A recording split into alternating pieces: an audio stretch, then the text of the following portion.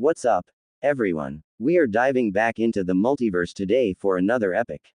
What if Naruto learned legendary harem with Kyuubi Samui Kurama and Fu Part 3?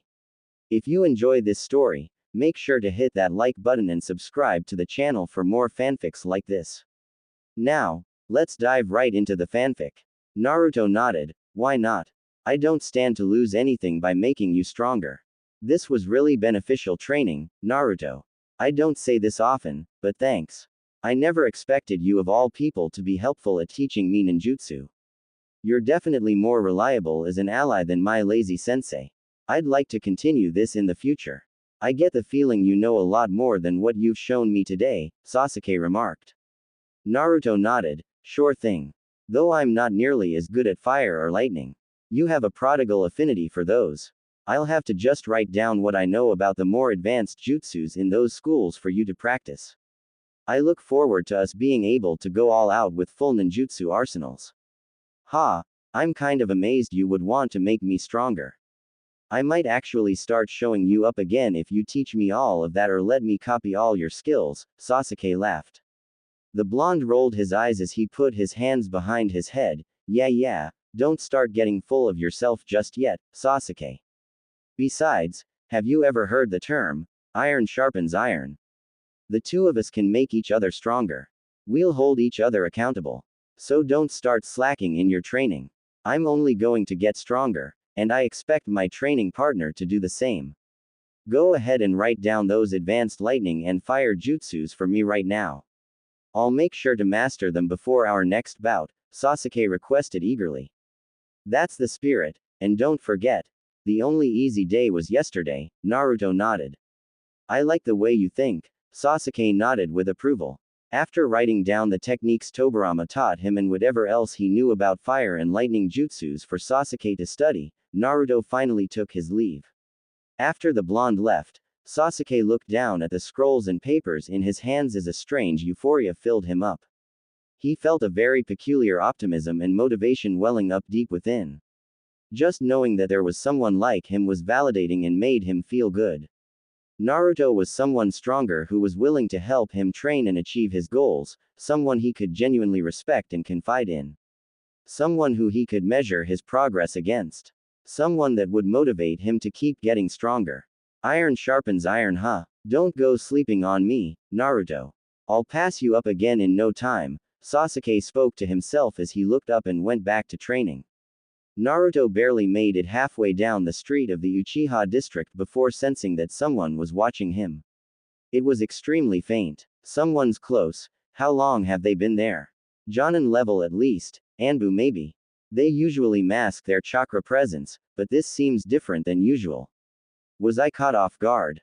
I might have been distracted while I was with Sasuke, and didn't notice them before. Naruto thought concerned. The presence was then joined by 3 others, all sharing the same extremely faint chakra signature. Naruto then touched the ground and closed his eyes. Where are they? He quickly detected the signatures all grouping up and moving closer. Based on their briskly increasing pace, it seemed apparent that they knew he was onto them now. Naruto then sighed as he continued out of the Uchiha district. One of them stopped masking their chakra as much. They want me to know I'm being followed now. I should probably go confront them away from here so that Sasuke doesn't get involved. I got careless. How could I forget about the regular Anbu patrols? After leaving the Uchiha district, Naruto decided to walk to an isolated area near the forest and simply just leaned against a tree with his arms crossed. He then turned his gaze to where the 4 Anbu stalkers were all gathered and patiently waited. Seeing the genin looking in their direction, the Anbu patrol finally revealed themselves as they all stealthily landed near him. 2 were in front and the other 2 flanked him around the tree. All 4 were wearing masks and they were deathly silent as they stared down the Jinchuriki, radiating as much cold intimidation as they could. Naruto could tell that they were surprised by his perception, but he had a bad feeling that they actually wanted to talk to him in the first place. Naruto Uzumaki, you've been summoned, one of them spoke. It was a man, and he spoke almost emotionlessly as the 4 Anbu stood like deadly statues around the young blonde. Unless it's the Hokage, I don't see why I have to answer it. This isn't typical Anbu protocol, Naruto replied stoically. The Anbu traded looks with one another, but their expressions were impossible to read due to their masks. 3 of them were male and 1 was female by the looks of it. Their ages were impossible to guess as well, but the woman and one of the males seemed like they were young. The woman was probably in her late teens or early 20s, and the younger male was most likely around his age. At their closer proximity, Naruto could get a better read of their chakra. These guys don't seem like regular Anbu. Some of them have weird chakra. Artificial maybe. They don't have the usual Anbu tattoo on their shoulders either. Is it a different division? Are they imposters maybe looking to kidnap me? Please come quietly. We will release you after you answer our leader's summons. He has questions for you. That is all I'll say, the one who spoke followed up calmly. The obvious squad leader was the one speaking. Naruto examined him more closely. He wore the mask of a white cat which had green markings on the cheeks and above the eyes. It also had 2 red crescent moons outlining the outer edge of each eye socket. Another one of the male members, who looked older, had auburn hair which was half tied in a short ponytail. He had a similar build to the first man, muscular but slender. His mask was that of a bear and it had a green vertical stripe on the forehead. Naruto recognized what the stripe meant though. Sensory Anbu had those to signify their status, at least the ones in Konoha did. Of the 2 younger-looking members, the third male had medium-length black hair and pale skin. His mask was a plain ovular shape with a neutral frown on it and red, antler-shaped markings up the sides. This younger male appeared to be Naruto's own age. The final member was the girl, or woman rather. She had a snake-shaped mask. The most distinguishable feature Naruto could identify about the woman was her short but spiky ponytail which was fanned out behind her head. Her hair was a darkish violet color. She also wore fishnet armlets and had a fishnet shirt beneath her Anbu flak jacket. Naruto then looked around at the 4 of them. I could probably escape. These guys can't take me if I use all my abilities, but I should play this smart and find out what they want and who they are first. The genin didn't move as he looked them over calmly and analytically. If I take out their sensory teammate quickly, I can remove their ability to track me as easily. They won't be able to catch me. I should wait until we're moving though. They have me surrounded right now and have their guards up. Or I could sneak attack him and run off to divert them with a shadow clone and pick them off one at a time. Whoever these guys are, they definitely don't work for the Hokage. That could be a good thing or a bad thing. What happens if I don't want to go? Naruto stalled for time and asked petulantly as he feigned a bratty attitude to get them to lower their guards. They all eased up slightly from his act as Naruto seemed less hostile and more like a defiant kid now. We would prefer to do this the easy way, the sensory Anbu with the bear mask then spoke up. Naruto sighed as he put his hands behind his head. Yeah, alright. You got me. Guess I'll go with you lame weirdos. He's a cheeky little brat, isn't he? The snake-masked woman scoffed. The younger Anbu male didn't speak at all but followed alongside the woman as the 2 older males took point. They escorted Naruto in a square formation and led him further away into the forest. The one with the cat mask then looked over the bear mask Anbu. It would be smart to blindfold him. Don't bother, Kino, he's a sensory type. Clearly a good one too if he could detect us at the range he did. Why do you think he's so difficult to track? He's not a normal child and he can't be deceived easily, the bear mask Anbu replied. You really think so? This kid doesn't seem like a sensory type, or all that strong. The woman with the snake mask spoke from behind. He sensed us all the way back at the Uchiha district and let us catch up to him. Don't underestimate the boy, Kusaka. He's very dangerous and unpredictable. The leader clearly instructed us to take the boy seriously, and I agree with his caution, the bear mask Anbu replied. The 4th member who had the red antlers on his mask then spoke for the first time. Strike Team 4 said he has a habit of vanishing and reappearing in mundane places. It seems apparent he's skilled at misdirection. I've also heard contrasting reports of him being in 2 places at once. I agree with Kuma's concerns. Naruto Uzumaki is dangerous and cunning. I figured it was only a matter of time before that happened. My cover might actually be blown already if their leader thinks I'm strong and dangerous. Bear Mask Guy also knows I'm a sensory ninja too. Naruto thought grimly. Naruto patiently bided his time as he waited for them to get further out into the woods and away from any witnesses. He wanted to make his move now but decided to wait since it would be good to gather information on where these guys' base was. Something about this is definitely sketchy. Anbu headquarters are on the other side of the village. They could actually be infiltrators and imposters. I might actually have to kill someone for the first time if that's the case. Naruto weighed his options as he assessed the scenarios he could potentially be faced with.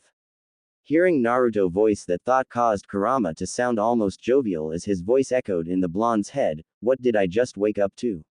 Are we being kidnapped? We going to kill these guys, Naruto? Hopefully I don't have to, but I'm going to see where their base is. Apparently, their leader summoned me. These guys aren't regular Anbu. I suspect they're infiltrators from another village or possibly a shadow branch of Anbu in Konoha. Tobirama-sensei did mention that Danzo had his own people. I'm going to assume that's who this leader they're talking about is if they are really Konoha Anbu, Naruto explained. Hehe, oh really? Finally, something entertaining is happening. The fox exclaimed. After walking in silence for a bit, Naruto and his Anbu escort finally reached some kind of bunker out in the woods. All of the Anbu stopped briefly when they saw Naruto stop. They immediately all turned around to face him warily as the genin's demeanor got cold and serious all of a sudden. Why did you stop? Don't try anything foolish, boy, the bear mask Anbu spoke a bit more dangerously than before. Naruto then drew a kunai faster than any of them had ever seen before as he threw the dagger at the bear mask Anbu. Everything happened so quickly that they didn't even notice the seal on the handle of the kunai. The man barely managed to evade it as the blade scraped the side of his mask, but he was not expecting Naruto to practically teleport behind him and grab the kunai mid-throw as it erupted with wind chakra. Before any of them could even react, Naruto jabbed the blade into the bear mask Anbu's body between his right shoulder and upper back, just above the flak jacket. While landing, Naruto simultaneously ripped the kunai out before dropping low and spinning his legs as hard as possible to trip the bear-masked Anbu from behind. The genin then pulled out 2 more of his special kunai with seals and lit all 3 up with chakra between his fingers as he threw them in different directions. By this point, the other Anbu had finally moved in to react.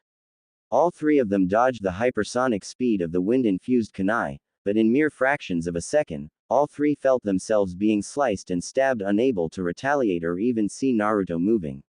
After they were all temporarily immobilized, he bolted as hard as he could back into the forest away from the direction of the village. Once he was out of their sight, he made a shadow clone with a significant amount of chakra to go lead the Anbu on a wild goose chase so that he could stealth back around and pick them off. Naruto's unpredictable escape was so deadly and fast that the other Anbu seemed stunned as they all looked around in disbelief. Damn it, Kino, don't let him get away. Kusaka, cut him off. The bear mask Anbu announced before grimacing in pain. What the hell just happened? How did he move that fast? Kusaka demanded as she and Kino bolted after Naruto as fast as they could. The bear mask Anbu then looked at the remaining young Anbu teammate. Get eyes in the air. Sai, we can't let him escape and report this to the Hokage. He's running in the opposite direction of the village for some reason. You were right, Kuma, he is dangerous, Sai noted emotionlessly before pulling out his paintbrush. He never got the chance to use it as a blur quickly knocked him off his feet not even a second later. Both Kuma and Sai were horrified to see Naruto had doubled back to them almost immediately after leading Kino and Kusaka away. Before Sai could even get up again, Naruto flashed through his hand signs and quietly cast an earth jutsu to trap the youngest Anbu member in the ground. Kuma drew a kunai just in time to block a wind-infused swipe from Naruto's kunai a second later. The two pushed back and forth briefly, but Naruto abruptly pulled back and spun his kunai around the man's guard, slashing his arm. Urghh. Kuma groaned in pain as he jumped back and stared at Naruto warily. He could only watch as the blonde swiftly moved over to kick Sai in the back of the head, knocking him unconscious. Given the fact that the youngest Anbu member was still stuck in the ground, he couldn't do anything to stop it. Kuma then looked around urgently as if expecting Kino and Kusaka to come back, but they didn't for some reason. Naruto didn't move for a moment as he glared at the man and spoke, wondering where your friends are. Did you take them out already? Kuma demanded. His stoic and professional demeanor was quickly beginning to waver. Are you guys actually part of Anbu in Konoha? You sure don't seem to be. My first guess would be infiltrators from another village here to abduct the Nine Tails. For your sake, I hope that's not true. The other option is you don't want the Hokage knowing about this. In that case, I have to consider you a threat that needs to be dealt with. Naruto spoke dangerously. Why you know about the Nine Tails? Kuma gasped. Naruto glared at him. Of course I do, you guys must think I'm an idiot. Just then, Naruto sensed his shadow clone being dispelled. The other two Anbu managed to trap it in a clever pincer and were shocked when it dissipated into smoke. Damn, I don't have long before they get back. Better take this guy out quickly, Naruto thought seriously. To his utter dread, over a dozen more Anbu members all came pouring out of the bunker and ran in to reinforce Kuma. The bare-masked Anbu seemed relieved by it as one even began to start healing the man while the others moved in to surround Naruto. Guess I'm fighting all of them then, Naruto thought annoyed as he drew a special kunai again with the seal on the handle. Be careful, he's deadly and fast, Kuma announced to the others as they moved in to surround the genin. Naruto then infused his kunai with wind chakra again before putting the handle in his mouth. Afterwards, he flashed through hand signs, earth style, rock wall. A wall of earth shot up to block the Anbu in front of him, which gave Naruto just enough cover to battle off the ones coming in to flank him. For the next minute or so, he fought them all off with inhuman alacrity and stamina as he used countless jutsus, kunai fencing, and taijutsu. The whole time he was doing this, not one of them realized that Naruto was putting seals all around the battlefield and even on them with elite subtlety. Just when it seemed like they were beginning to overwhelm him, Naruto threw out a smoke bomb obscuring everyone's vision. The blonde then used flying Raijin to warp around the battlefield, picking off all the Anbu that were obscured by the smoke. Nobody could react fast enough or even process what was going on as Naruto took out over a dozen of the Anbu in mere seconds. He didn't kill them, but he didn't hesitate to wound them out of commission. As the smoke settled, Kuma and the remaining Anbu there all backed away with evident fear as Naruto walked out of it. The sight of 13 downed Anbu members, including the unconscious Sai behind him, was mortifying to them. What the hell just happened? The female Anbu who healed Kuma asked fearfully. He really is a monster, another one of them remarked. Naruto had a chilling battle calmness as he blankly stared at the remaining Anbu members without saying a word for a good few seconds. You know, I'm getting really sick of you guys stalking me all the time. I didn't kill any of them, yet. I wonder what the Hokage would think about Anbu trying to lure me to some bunker outside of the village. Unless you want him to find out about this, I suggest one of you starts talking. You guys can't bully me or intimidate me, Naruto finally broke his silence. Wood style. Silent strangle jutsu. A voice which sounded like Kino's came from behind. Naruto was caught off guard by this as he did not expect anyone else could use wood style. Branches and roots erupted out of the ground as they wrapped the Jinchuriki up. The blonde then turned his attention towards the return of Kino and Kusaka, who both seemed out of breath and serious. Kino's arm was transformed into a large tree of wood and was the source of the branches and roots now constricting Naruto. How in the world does an Anbu know wood style? Isn't it a unique Kekkei Genkei that only the Shadaime Hokage and I have? Naruto thought, shocked. Kusaka was panting, but she took in the scene and spoke grimly as she saw the 13 downed Anbu members. Kuma, what the hell happened? She broke her bearing and demanded angrily. I told you fools to not underestimate him. Good job catching him, Kino. Kuma let out a sigh as he walked closer to look at Naruto. The blonde was in a bind, literally, and he was debating on the best way to get out of this situation now. I could use my own wood style, but I don't want that kind of attention from Anbu. I probably shouldn't have even used flying Raijin, but I don't think any of them knew what it was or really noticed the seals. Naruto then felt his chakra being drained by Kino's wood strangle and stayed still as he conserved his energy. Not so tough now, are you kid? Kuma hissed before backhanding Naruto. The blonde gave Kuma an angry glare before spitting out blood from the heavy hit. Sensing Kino's chakra now, Naruto could tell, it was artificial. He could mimic wood style, but his chakra almost didn't seem like his own in some ways. If I teleport in this position, they'll be able to realize I'm using seals, but the only way out of this other than that is to reverse his wood jutsu. I guess I gotta pick my poison. I can't believe I let myself get caught off guard. Tobirama-sensei would be pissed if he saw me in this predicament. I guess what he said was right, I'm not invincible and even the toughest of people can get killed if they're careless. What was I thinking trying to fight an Anbu squad? Maybe I made a mistake, but it's not like I can keep my abilities a secret forever. It's okay to use them for serious reasons, Naruto thought as he glared between Kuma, Kusaka, and Kino. I was not expecting the kid to be this strong. I mean, taking out a platoon of Anbu as a genin is crazy work. Kusaka shook her head and let out a sigh of relief. He was smart, he lured Kusaka and I away so he could pick us off one by one. He even attacked our sensor first so that Kuma wouldn't notice the diversion. He went after our weakest member, Sai, afterwards. This kid is far more tactical than most jonin are. How on earth did he gain this kind of combat experience? Didn't he just become a genin? Kino added. Well, knock him R real quick so we can take him to the base and bring him to the boss, Kusaka told Kuma. Moments later all of them backed away fearfully as Kino's wood constriction began to start moving on its own. What are you doing, Kino? Kuma demanded. It's not me. He's moving it himself with his chakra.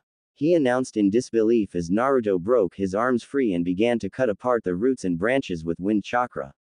How many damn tricks does this kid have up his sleeve? The other female Anbu member demanded. Wood style. Deep forest emergence. Naruto shouted after clasping his hands. All of the Anbu could not even fathom what just happened as trees erupted beneath all of them, binding every single one of them into tight constricting holds. Naruto made sure to localize the jutsu so it wouldn't spread too far or draw attention from Konoha, but he successfully captured all of the remaining Anbu members before they could even react. In truth though, they were so shocked by his use of wood style that most of them didn't even move after seeing it. Manipulating the trees with his chakra, he had all of the conscious Anbu members dragged into one place as their restraints began to tighten to a crushing force. They were all grunting and groaning in pain as the blonde genin stared at them with lethal eyes. Wood style. That's impossible. He can use wood style. One of them shouted in disbelief. This can't be happening. Kuma began to gasp in pain as thorns emerged around the tree branches and wood constricting the Anbu and piercing into their bodies. Naruto then casually walked over and began to rip off their masks one by one almost dramatically as he took in the horrified and disbelieving expressions of the elite shinobi. He also made sure to backhand Kuma as payback for the man hitting him earlier. After doing that, Naruto examined their faces. He didn't recognize any of them personally, but he would remember them for the future. Kusaka's jaw was dropped, and she looked at Naruto in actual terror as he stared at her briefly. Huh, you're that lady I always see at the dango place down the street from Ichiraku Ramen. I thought I recognized your darker chakra. So, you guys really are Konoha nin then? Naruto then glanced at Kuma. I've seen you in the Hokage Tower before, usually with Danzo or the elders. You're part of the Yamanaka clan, right? I'm guessing Danzo is your boss then. That was my other guess about who you guys worked for. I'll definitely remember your faces.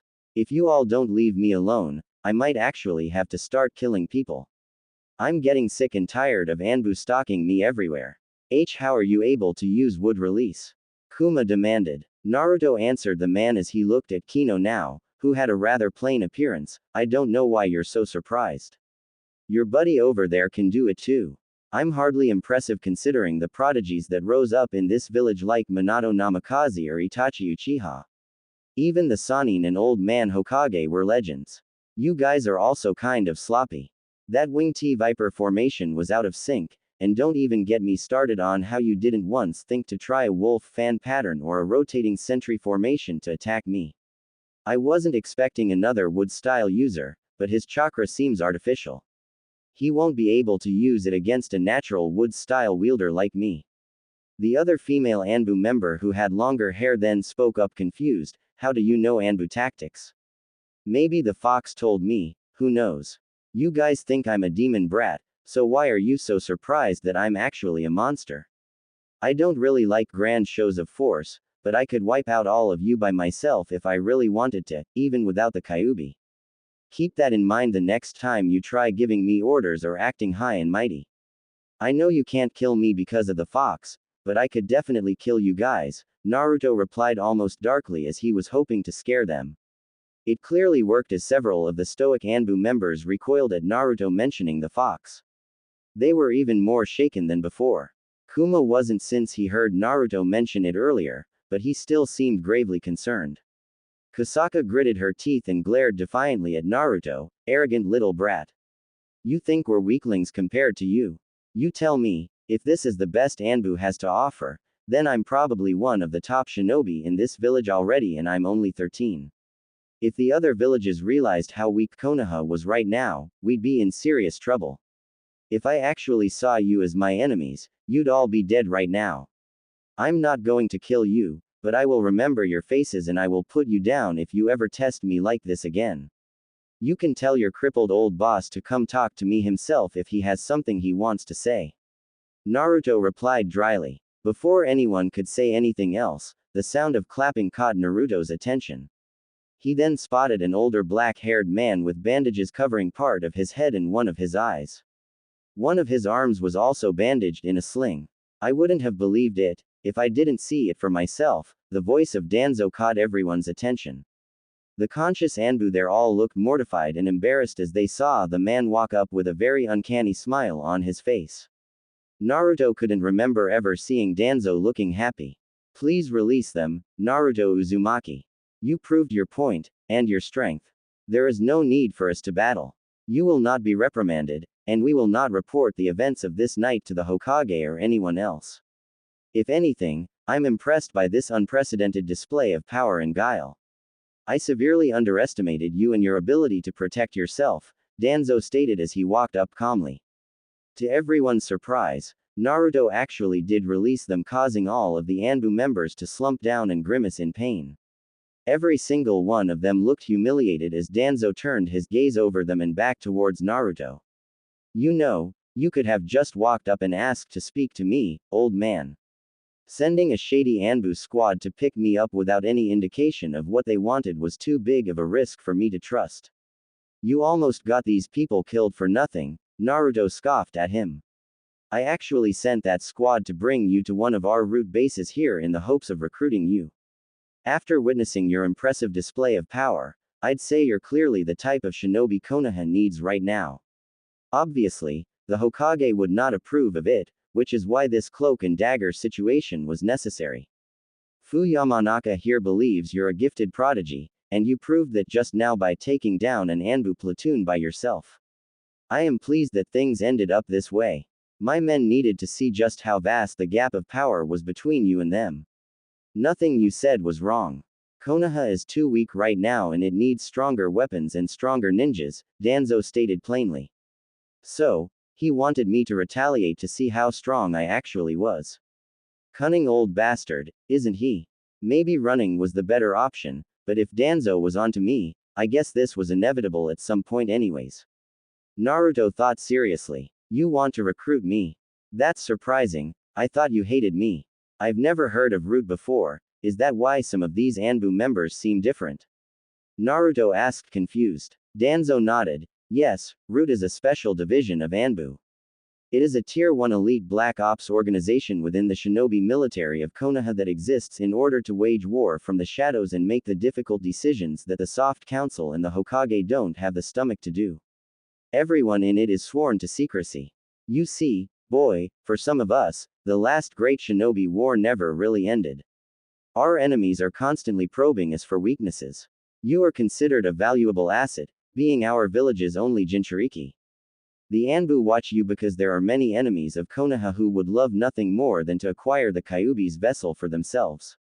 So, you're acting independently of the Hokage's orders then? That's bordering on treason, Naruto shook his head. The Sandaime is strong and wise, and I have always respected him, but Hiruzen is getting old, and soft. He believes the days of great danger and war are long behind us.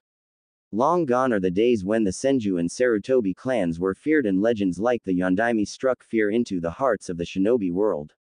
Hiruzen is unwilling to see the threat the other villages and nations pose the weaker ours becomes. He's too afraid to provoke them and does nothing about their increasing boldness. I've heard you say that you wish to become the Hokage one day. You very well may at some point considering your already impressive power. To wield the legendary wood style of the Shadaime naturally, such a boon is exactly what Konoha needs. A resurgence in the might of Konoha's undisputed supremacy. Danzo exclaimed. You were the Nadaime's student once, right? Naruto followed up after an awkward silence. Danzo seemed surprised by Naruto's unusual knowledge of that, but he nodded. I was indeed, along with Hiruzen Sarutobi. Unlike him, however, I strongly adhere to the same morals my teacher instilled in me about the importance of projecting strength and always being prepared for war. I overheard recently that you are aware of the Uzumaki clan and that a member of the clan trained you, is that correct? Yes, Naruto lied. Who is this clan member? Can you be certain that they are not a threat to Konoha? Danzo asked. He definitely can't be, he's dead. It doesn't matter who he was, but I'll say this much. He told me I'm related to the Senju clan since the Shadaime was married to Mito Uzumaki of Uzushio. She's apparently one of my ancestors. I suppose that's where my wood style comes from, Naruto answered with actual honesty now. That's impossible, Danzo-sama, that would mean he's an heir of the Senju clan. No wonder he can use wood release. He's a descendant of the Shadaime like Lady Tsunade. Fu Yamanaka, whom Naruto formerly knew as Kuma, exclaimed with awe. Danzo's one visible eye widened in surprise, a lost heir of the Senju, and not soft-hearted or broken like Tsunade's Senju either. Listen up, all of you. Nobody is to speak of this to anyone else or you're dead. I will not have Hiruzen interfere, he won't see what you represent, Naruto Uzumaki.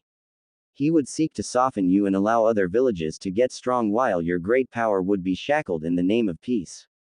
That might work for some villages, but not all of them.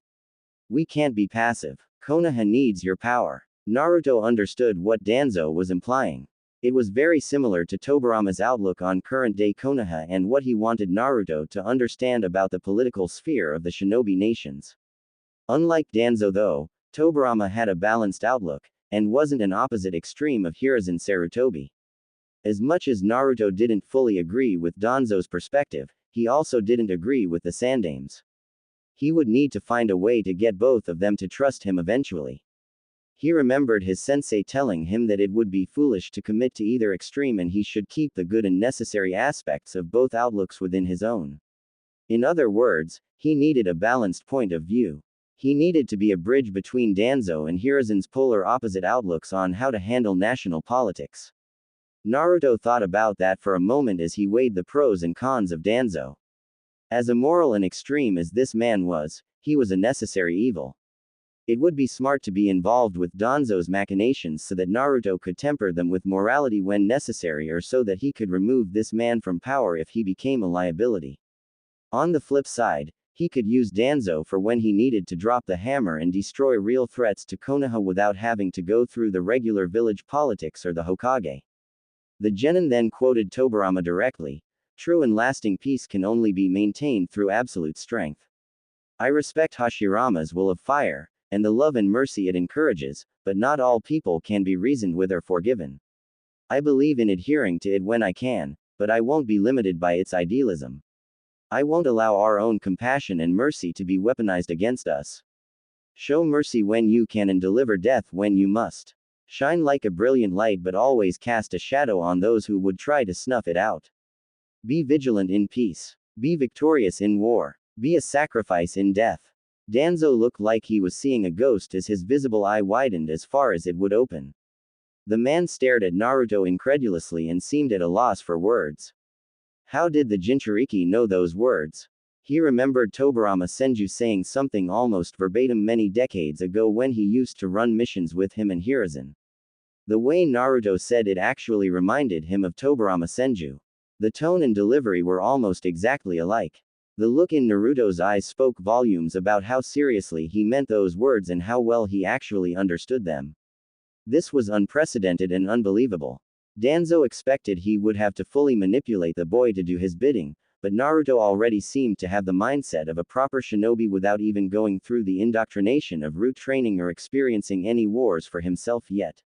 In addition to that, Naruto was extremely powerful, but he kept his powers a secret. He was a real shinobi, someone Danzo could actually respect. Where did you learn those words, Naruto Uzumaki? I remember the Nadaime saying something very similar to me when I was barely older than you are now, Danzo spoke after a long silence. The blonde shook his head. Does it really matter where I heard them? All that truly matters is I believe them. I have a ton of respect for Grandpa Hokage, but I actually do understand why you undermine him. He lives up to an ideal and believes the legend of Konoha's past is enough to protect it from dangerous threats. He isn't willing to get his hands dirty anymore and puts his hope in the younger generations. In spite of that though, he's done nothing to truly prepare them for the horrors they could potentially face in war. Plus, the older he gets, the bolder other villages will become. There is no ideal successor as the next Hokage right now, and I think that's the old man's biggest blunder. I personally resent the fact that he never considered mentoring me to be his successor, especially considering my father was the Hokage. Surely, he knew how strong I could actually become. He thinks coddling me and lying to me about the 9 tails or Minato Namikaze is protecting me, but it's not. From my perspective it seems like negligence and it's setting me and the village up for failure. I'm always going to be a target, and I am the village's weapon. He should have trained me himself, to be his successor. That's how Hokages were made in the past. Tobirama-sama chose Hiruzen Sarutobi to be his successor. The Yondaime Hokage was chosen because he was a feared and powerful killer, but he also carried the will of fire and showed temperance. You seem to have missed the point about what your sensei said to you all those years ago. Tobirama Senju believed in a balanced outlook because he saw what pure idealism did to his brother. I understand perfectly well who I am and what I represent. I don't fully believe in the Sandaime's vision or yours. I believe in the same thing the Nadaime did. The real will of fire. Wait, what? He's the Yondaime's son too. Kusaka gasped in disbelief. Many other Anbu there also seemed surprised by this information. They knew he was a Jinchuriki and that he was a Senju heir now, but being the son of the legendary Yellow Flash was even more unbelievable to them. How do you think I took you guys down so fast? I wasn't joking, I really could kill all of you if I wanted to, even without the Kyuubi's power. I didn't plan on revealing myself for a while, but I won't squander the opportunity to make a point here. If you really care about the village's prosperity and safety, then you'll help me instead of trying to shackle me. Naruto shook his head at them. Almost all of the Anbu there looked petrified as they finally realized just how lethal Naruto Uzumaki really was. He could use Flying Raijin like the 4th Hokage, would release like the 1st Hokage, and he had the 9 tails power. This boy was without question an S-rank shinobi and way beyond any of them. You are quite knowledgeable and insightful for a boy your age. Truly I am impressed by your outlook and wisdom on these serious political matters. I won't ask how you learned about your relation to the Yondaime, but it seems apparent that you are indeed one of the most powerful shinobi in the village and you know how to be subtle. I'll interpret your confession of this information to be a sign that you see some benefit in working with me. Am I right to assume that? Danzo followed up after recovering from his surprise. Naruto sighed. In spite of your extremist views, I actually agree with you more than the old man Hokage when it comes to dealing with threats and doing dirty work from the shadows when necessary. If you help me out and don't get any crazy ideas about betraying me or the Hokage, then I'll be your weapon, and we can work together for the betterment of Konoha. If you aid me in that mission, I will afford you all the privileges and powers of an Anbu and lay the groundwork for you to become the Hokage one day. I will also relent in my undermining of Hiruzen. It won't even be necessary if I have someone like you willing to protect the village from the shadows, Danzo stated almost excitedly. I get the feeling this guy wants to be the Hokage, he probably means after he dies or something. People like him speak of noble intentions, but his ultimate goal is probably for power. He needs you a lot more than you would need him. I don't think it was a good idea to play your hand so early. He'll only seek to find ways to control us. He'll be a lot more dangerous if he has leverage over you, Kurama pointed out. Even so, as immoral and shady as Danzo is, it'd be really useful to have him in my back pocket. I could get out of that genin crap and actually start running real missions and getting stronger. He might want to use me, but I can use him too. Tobarama-sensei always said that it's best to keep your enemies close. Besides, as bad as Danzo is, at least I know he prioritizes Konoha's prosperity. We can play his game for now. Plus, it's like you said, he needs me and you, so we have leverage here. It's not like he can kill us, and if he gets out of hand, we'll be his deterrent, Naruto deduced logically. Just be careful trusting anything this old man says, something about him seems dangerous to me. He isn't like those other delusional ninjas that adhere to some morally righteous code. This man seems like he would do anything to get what he wants. He's clearly a threat to us if he isn't shaking in terror at the thought of trying to work with you, the Nine Tails noted. So, you want me to join Anbu then, and do what exactly? Would I be allowed to go on missions? Naruto asked. Danzo nodded. Of course, given your evident loyalty to the village, I would trust you to run Black Ops missions with Root. Someone with your power could have easily escaped long ago if you wished, and it's clear you embody the might and priorities of a proper Senju heir. These missions would be off the record, of course, and away from the prying eyes of the Hokage and village council. To keep up appearances though, it would be best if you could remain with your genin team and run local operations for now. Once you start doing C-rank missions, I'll assign you special tasks and have you meet up with a strike team while outside of the village. I will even ensure your genin team gets missions close to the ones you'll do with Anbu. How you'll slip away is up to your discretion. There is a particularly delicate matter that I would like your help with immediately. We can speak of that matter if you choose to accept. Tell me about this mission first. I want an idea of what I'm actually signing up for before committing to this blindly. Naruto decided to test his luck and probe. To his surprise, Danzo sighed before answering, there is a girl in Takigakure, the waterfall village. Named Fu. She has the same given name as my left-hand advisor, Fu Yamanaka here, but no clan or family name that we know of. The waterfall village is quite weak, and its leader is by all accounts not the most respectable figure politically. His health has been declining drastically, we hear, and his son Shibuki is a craven chunin who will probably be unable to maintain the village's independent sovereignty on his own. As you may know, the land of waterfalls is weaker nation bordering the land of earth. Given Takigakure's proximity to Iwagakure, the entire village could easily be overwhelmed in an attack, and this girl could be taken due to the incompetence and weakness of its leaders. We must ensure that does not happen. What's so special about this girl? Naruto shook his head. She is a Jinchuriki like yourself. She is in danger of being captured by another nation if she remains there. One of the most efficient ways we can strengthen the village overnight would be to gain a second Jinchuriki for Konoha in addition to yourself. This girl is the container of the seven tails and would make a vital asset. If we don't intervene, Iwa will get her instead, Danzo explained. Naruto went wide-eyed. Another Jinchuriki? Yes, as you may or may not know, our greatest rival Iwa has two of them already, the 4 tails and the 5 tails. Kumo has the 2 tails and the 8 tails, and they are our other greatest rival. Both of these nations are very close to Taki. A trader amongst Takigakure's ranks by the name of Suian recently informed Iwa that his village is in possession of the 7 tails. He offered to help them infiltrate his village in exchange for being placed in command of it. He has agreed to be their vassal as well and to trade half of Taki's resources to Iwa. Surely, I don't need to emphasize the dangers Iwa would pose to the land of fire if they gained such a close front to us, as well as Taki's resources and a third Jinchuriki, Danzo continued. Naruto looked shocked by this information. This was a huge political dilemma, and for whatever reason, he felt a sense of dread at the thought of Iwa subjugating Taki and having 3 Jinchurikis. From all the history books he used to read, and from all of Tobarama-sensei's talks about the political breakdown of the great shinobi nations, Naruto perfectly understood why Danzo considered this mission such a priority now and would even be willing to ask him for help. In case you're curious, Kiri has the 3 tails and the 6 tails last I heard, and the Kage's son Insuna has the 1 tails. If Iwa were to acquire the 7 tails in addition to having the 4 and 5-tailed Jinchurikis, then they could topple the balance of power among the great nations and truly threaten us.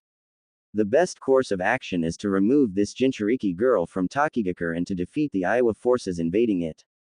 Our nation is at a disadvantage only having 1 Jinchuriki, especially given how dangerous and uncontrollable the Nine Tails is.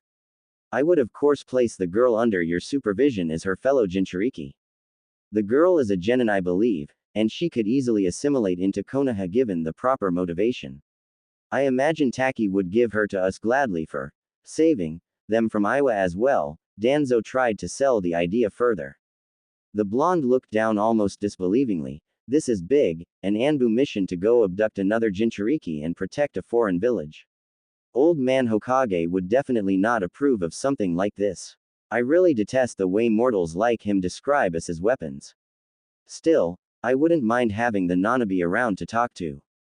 As much as I don't trust this, Danzo, I can't deny that he has a point. Jinchurikis are often targeted like this. You could do a better job protecting that girl than some pathetic lesser village could.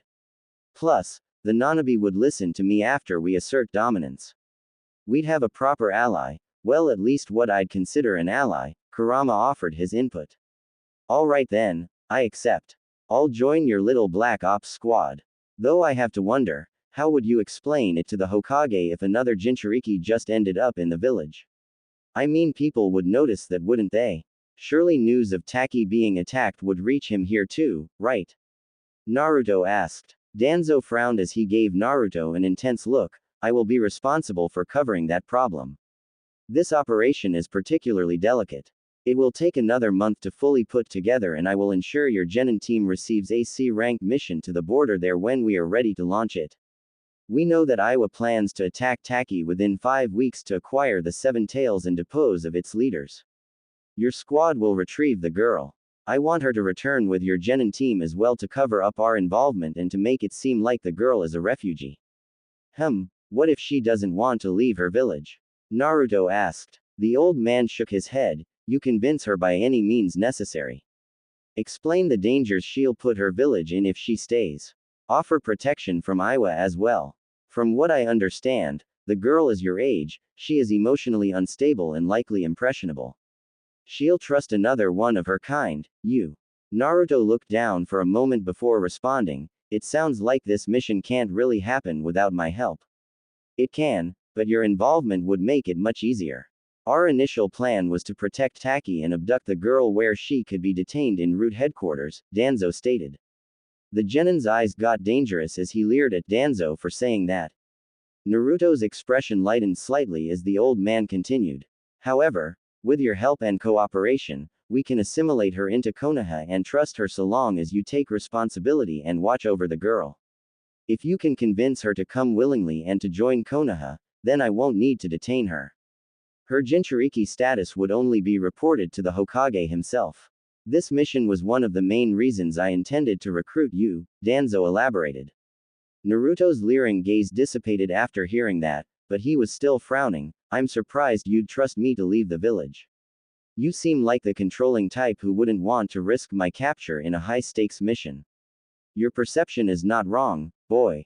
To be honest, I have always been wary of the idea of you leaving the village for extended periods of time as a shinobi. I considered it liability. My impression of you changed after you snuck into the Hokage Tower library vault to copy down jutsus from the Forbidden Scroll and learn them on your own. Yes, boy, I am well aware that you have been using shadow clones, and I imagine you learned the flying Raijin from the scroll as well. I can't even imagine how someone of your age has the intellect to learn something that only the Nadaime and Yondaime could. Clearly, you're a prodigy, but knowing that you can use wood release and flying Raijin has convinced me that I can rely on you completely to safeguard the village and yourself. Wood release will also give you the ability to detain and suppress other Biju and Jinchurikis like the first Hokage once did. Danzo stated knowingly. Wow, how long have you known? Naruto asked surprised. About 2 years now. I could tell it was a shadow clone I saw in the library, and my root Anbu have reported seeing you in 2 different places at once. Given that library's proximity to the scroll and the fact that the Nadaime's Hapuri was missing from the vault, it didn't take long to realize it was you, Danzo explained. How come you never told the Hokage then? Why didn't you expose me? Naruto wondered. Danzo shook his head. I respected the fact that you kept it a secret and trained in secret. That told me all I needed to know about what kind of a shinobi you would be. The kind who is willing to work from the shadows and to live in humility so that he can accomplish a greater mission. Clearly, glory is not what motivates you. I found it fascinating how you had the mindset of the children I train en route without any direction or oversight.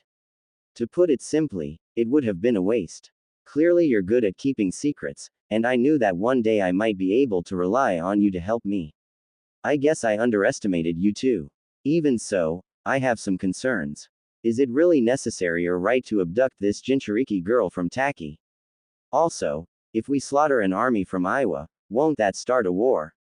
Naruto got the conversation back on track. Danzo sighed. It possibly could, but war is guaranteed if Iowa gets more weapons and a closer front to us. We must be the ones to strike first. Not to mention, Iowa and Kumo are not the only threats we have to worry about either when it comes to Jinchuriki. Recently, my best scouts have heard reports about a dangerous organization called Akatsuki which has been looking into targeting Jinchuriki. The girl would be the easiest target for them to go after first. You must see the bigger picture. Naruto Uzumaki, this is a difficult decision that needs to be made. Better that she be here than in the hands of Iowa or some terrorist organization with missing nin. What else can you tell me about this Akatsuki group? Naruto asked. They are a terrorist organization that arose from the last great shinobi world war. The group originated in Omegakure and was led by 3 vile terrorists by the names of Yahiko, Konan, and Nagato. This group primarily recruits powerful missing nin into its ranks. You may know of one, Itachi Uchiha. The missing traitor Sanin, Orochimaru, is also a member of this organization. They are incredibly dangerous and are all S-rank criminals and threats, Danzo stated sternly. Sasuke's brother is part of that group. What do these Akatsuki guys want with Jinchuriki? Naruto asked. The old man frowned. We're unsure to be honest. They haven't gone after any just yet, but I suspect it is for the same reason the greater nations would want them. These people are terrorists who want weapons of mass destruction so that they can topple nations. The group is currently doing mercenary work across the continent. Iowa has been hiring them regularly, but as far as we know, they don't know as much about Akatsuki as Root does. Akatsuki, huh? Well, when you put it that way, I guess I don't really have a choice. That Fu girl will be in danger if we don't get her. Just tell me what you need me to do and when, Naruto sighed.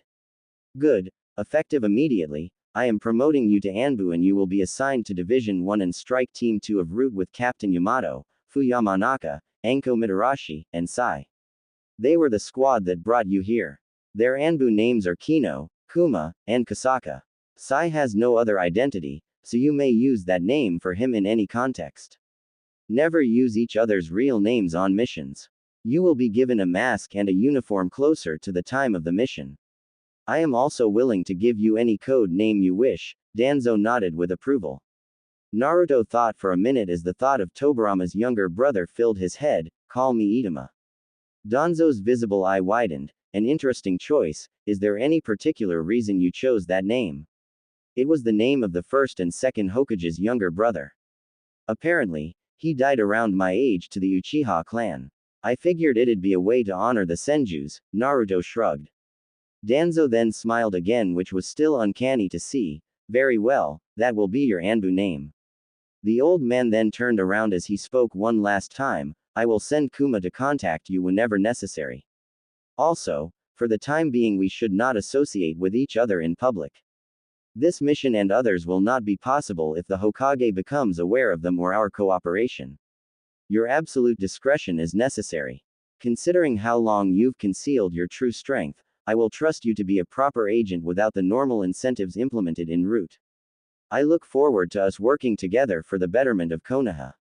Naruto nodded as Danzo returned to the bunker and sighed a moment later, I hope this doesn't blow up in my face. Working with that guy is going to be a serious risk. Even so, getting the Nanabi here is worth doing whatever pointless nonsense he wants in exchange for now. I'm concerned about this Akatsuki group he mentioned that was preparing to go after Jinchurikis. We should definitely try to investigate that as well. This human, while slimy, has the power and authority to help us accomplish our own objectives for the immediate future. Just be ready to kill him one day, Kurama added. After Danzo left, Many other Anbu began to pick up their masks and depart behind him. Every last one of them had their gazes affixed to Naruto as if they still couldn't believe what just happened. Well, I should probably go home and get some sleep. Things are getting a bit awkward here now, Naruto thought as he turned and began to leave himself. He barely made it 3 steps before Yamanaka, Captain Yamato, and Anko Mitarashi all walked up to him. They still had their masks off and all of them had injuries. Their 4th member, Sai, was still unconscious as well. I look forward to working with you, Naruto Uzumaki. Your intelligence and battle prowess are truly impressive. I agree with Danzo-sama, you are indeed a prodigy if you can use the Yondaime's legendary flying Raijin. Also, you have my apologies for all that transpired tonight. We were simply following orders, and I bear you no ill will. As your strike team leader, I will happily assist you whenever you need anything, Yamato stated politely as he nodded his head at the blonde. So, this guy's real name is Yamato. It'll be interesting working with someone else who can use wood release. At least he seems nice, Naruto thought as he gave Yamato a reciprocal nod of approval.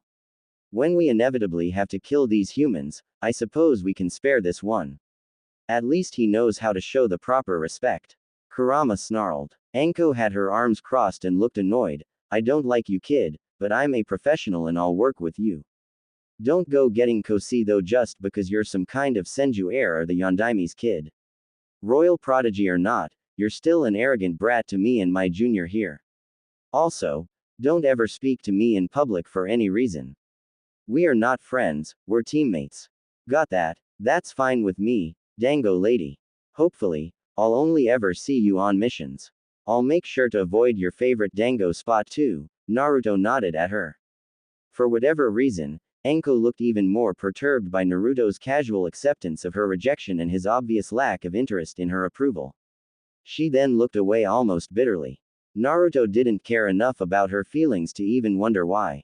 Yamanaka then shook his head. I take the village's safety and prosperity as seriously as Danzo-sama does. So long as you and I share that same sentiment, I will gladly work alongside you, Naruto Uzumaki. I knew you were gifted, but I didn't realize you were this gifted. It seems you've impressed Danzo-sama as well, that's not easy to do.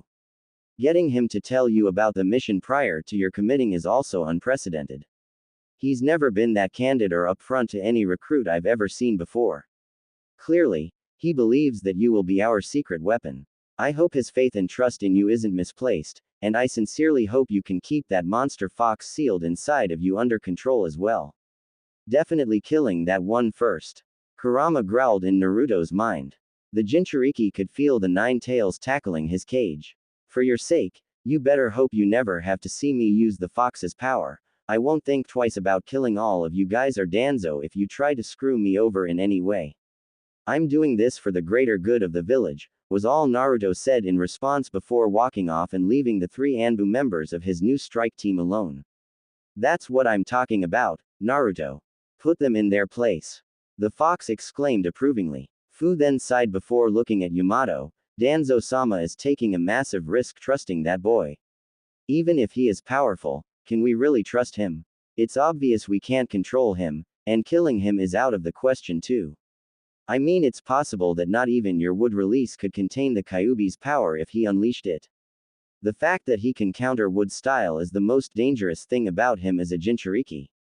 Then he has flying Raijin on top of it all too. It's utterly ludicrous. I know, but I think I understand why Danzo-sama is doing this. Naruto Uzumaki is loyal to the village in spite of everything he's likely experienced as a Jinchuriki. His blood ties to the Senju clan and the 4th Hokage are most likely why. They're also quite a big deal politically. There are many who believe Jiraiya-sama or Tsunade Senju-sama will likely be the top candidates to be the next Hokage once the Sandaime retires again. Given Lady Tsunade's pedigree, it seems unquestionable to choose a living Senju and a Sannin if she is willing to take the mantle. That boy though, he is strong-willed and ruthless. That is the type of person Danzo-sama would want to defend Konoha. It's someone he would approve of as a successor one day. The fact that he's very powerful also means he can ward off anyone after the 9 tails. That will take a lot of pressure off of us. I am also relieved to know that he bears no thoughts of treason against the Hokage as well. He could certainly influence Danzo-sama in a good way, I think. Yamato noted. Don't go speaking like that, Kino, most of us here still don't trust you after you came back. If this information gets leaked to the Hokage, you'll be the first person I suspect, Fu spoke threateningly. Yamato shook his head. It won't, Kuma. I don't always agree with Danzo-sama, but I do agree with the necessity of his role in the work we do for Root. So long as it is for the betterment of Konoha, I won't have any objections. I am just glad to know the boy shares my sentiments about everything. I'm looking forward to working with him. We'll be in serious trouble if that kid decides to go rogue. I mean, he was right about what he said. He might actually be one of the strongest shinobi in the village already. Plus, he's only going to get stronger. Fu shook his head. All the more reason to be his ally then. I'd strongly advise giving him a reason to trust us. Calling him demon and backhanding him is not a good idea, but I suppose you paid for that already. Yamato shook his head. So, he's Yellow Flash's son, and that attack he used to catch us off guard, the legendary flying Raijin? Anko asked, annoyed. Fu Yamanaka nodded. It would seem so. I can't even fathom how a child learns something so advanced. It's uncanny beyond description. Not even the best scholars in Konoha have been able to decipher how to use that ability on the Forbidden Scroll. I'm still confused as to how he learned Anbu formations and advanced ninjutsu when he just became a genin. I mean, has he been spying on us all this time too? Anko shook her head. I'm returning to base. You two should go update Sai when he wakes up, Fu Yamanaka sighed before taking his leave. Anko then looked at Yamato. Can't believe we gotta work with two kids now. I'll take care of Sai. You should go get your injuries tended. It looks like you're still bleeding, Kusaka. Yamato replied before walking off. Anko scoffed as she departed herself. Damn brat, he thinks he's better than us. How the hell is someone his age so powerful? I've been doing this for way longer. He looked at us like we were civilians. Root headquarters, some time later. Sir, are you certain that was the right decision to make about the boy? I didn't expect you to give him such a long leash or trust him not to expose us. You even told him about the mission before securing his loyalty. Why? Fu Yamanaka asked Danzo. The old man was facing away as he looked over a picture of his younger self. The picture had Danzo, Hiruzen, Kaharu, and Homura when they were young kids. Tobarama was standing behind them with his arms crossed, looking serious. I never thought the boy would share your outlook on things, sensei, Danzo thought as he stared at the picture and remembered his youth. Danzo then spoke without turning around. Fu, that boy doesn't need a short leash. He understands the politics far better than someone his age rightfully should. He kept his power hidden all this time, even from the Hokage. Him sharing the Nadime's outlook on things was the last thing I ever expected from him. Besides, he is definitely loyal to the village considering his pedigree. He wants to be Hokage one day, and I believe we should help him. I will groom him to be my successor. Hiruzen has no idea how badly be blundered by neglecting that boy. I won't let it go to waste. I haven't seen a shinobi with his potential since Itachi or Shisui. Do you think it's possible he was trying to manipulate us? I have concerns, sir. He is far too powerful to not have any failsafe for dealing with him. If he were to go rogue or turn against us, Fu trailed off. Danzo then turned around. He won't if we give him what he wants. For normal agents or assets, I like to maintain a certain level of control, but that's not always possible for exceptionally powerful individuals. We struck gold getting him on our side, and we have to take the risk in exchange for his great power. With him, we can truly accomplish some of my more ambitious projects. The boy is very smart. He knows we can't kill him because of the Kyuubi and the Hokage. He defeated 3 strike teams of Root to showcase that we can't intimidate or coerce him either. He forced our submission to his whims, and he could report us at any time to the Hokage if we were to make him an enemy. He has the leverage here, Fu, and he knew it. To be honest, I actually respect the boy for the way he handled things. Plus, even if we can't control him, he was receptive to working with Root and maintaining secrecy. We can't afford to lose him as an ally. Controlling him won't even be necessary if our objectives are aligned and if he trusts us. Be sure to keep that in mind and treat him with proper respect. The boy aside, I have concerns about Captain Yamato. His return to route is still weighing heavily on me, Danzo-sama. What if he reports this to the Hokage or to the main branch of Anbu? Fu asked. Danzo shook his head. I'm well aware of Captain Yamato's capability of being a double agent and spy. Honestly, that's fine. It was worth the risk of reobtaining his wood-style abilities for route. Those won't be necessary if we have Naruto Uzumaki. Besides, he won't be able to contain the Kyuubi boy with wood style from what I saw, Fu pointed out. Danzo then shook his head. You wonder why I allowed Captain Yamato to return.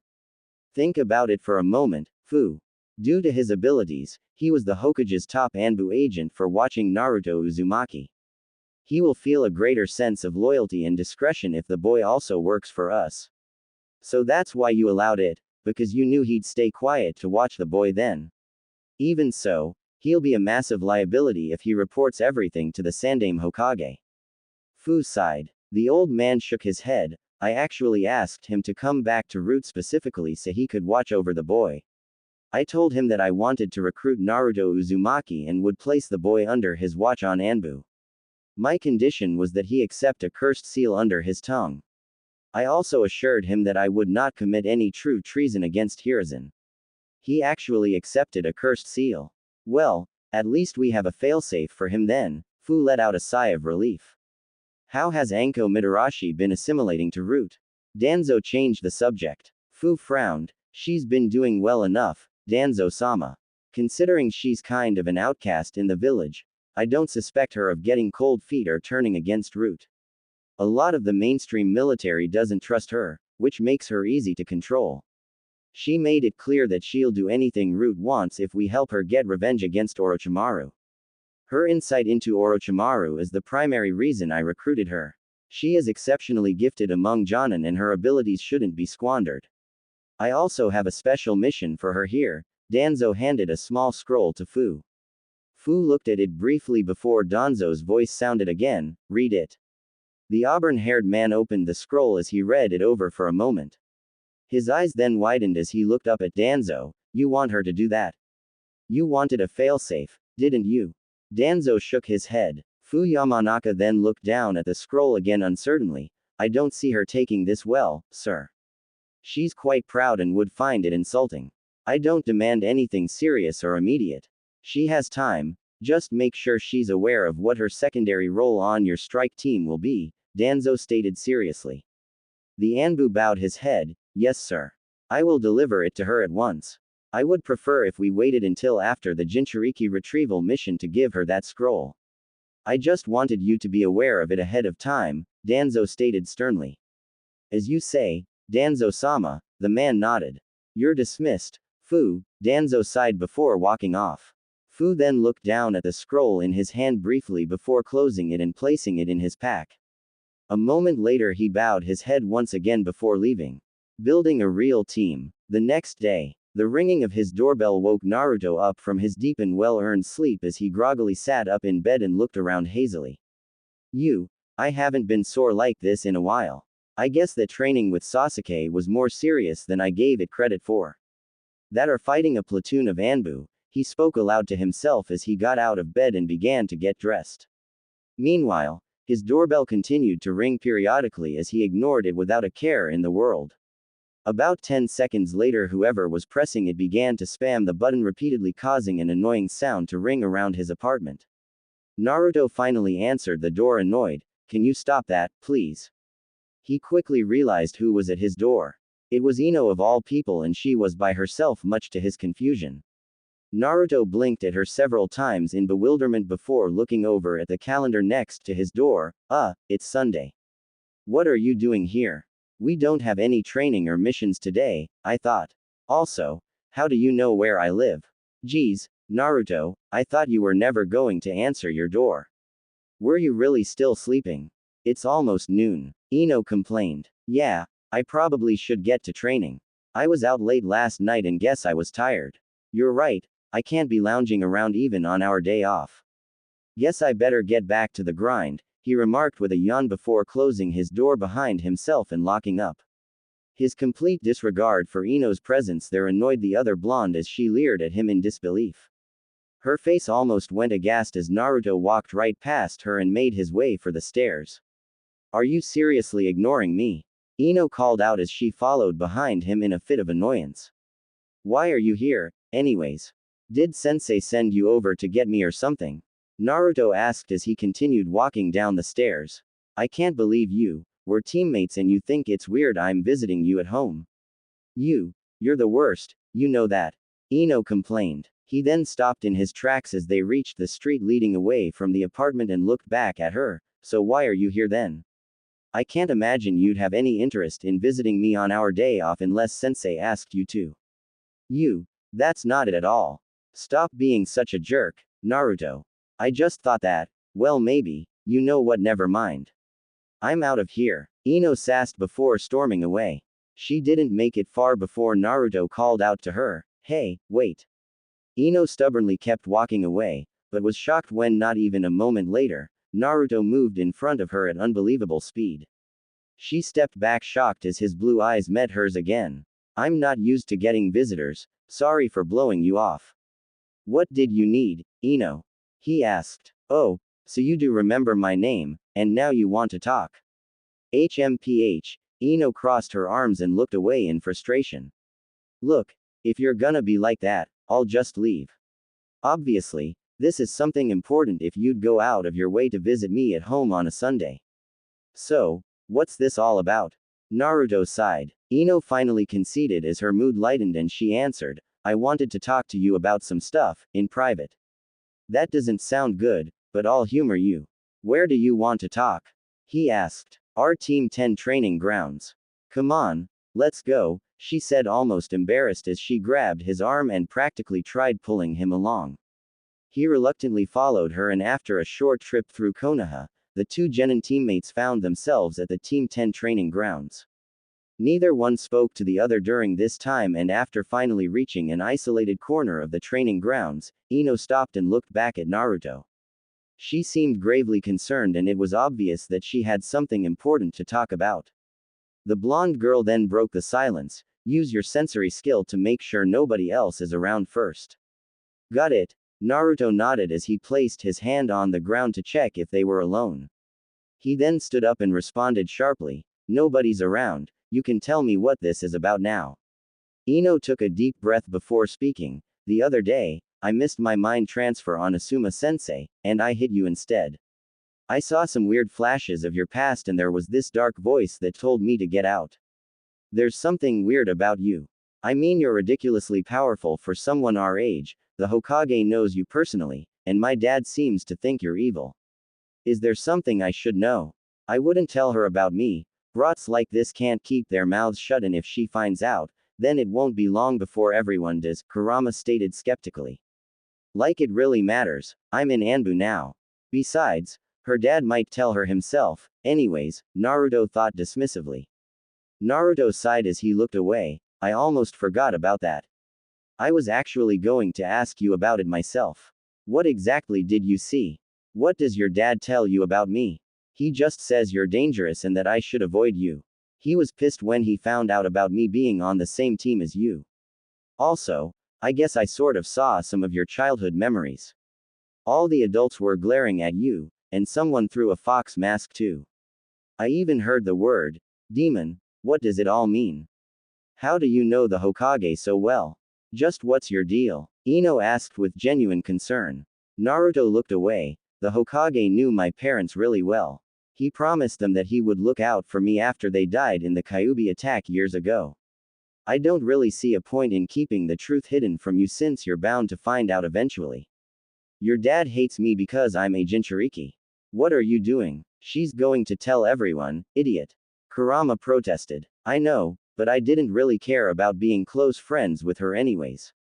Her dad is bound to tell her sooner or later and I'd rather just get this over with now so that she'll stop trying to talk to me. We don't need to worry about this Genin squad if we're in Anbu, Naruto explained. I suppose you're right. At least this will give you a taste of reality finally, Kurama huffed. Ino blinked in confusion as a long silence passed. Finally, she responded, Jinchuriki. What's that? Naruto then lifted up his shirt showing his stomach to Ino. She initially looked away almost disgusted by reflex, but her girlish reaction evaporated after seeing the seal. A Jinchuriki is a human vessel that contains a tailed beast, a biju inside of their own body. The Yondaime Hokage, Minato Namikaze, sealed the Kyuubi inside of me when I was a baby. He didn't defeat him, he sacrificed himself to do that.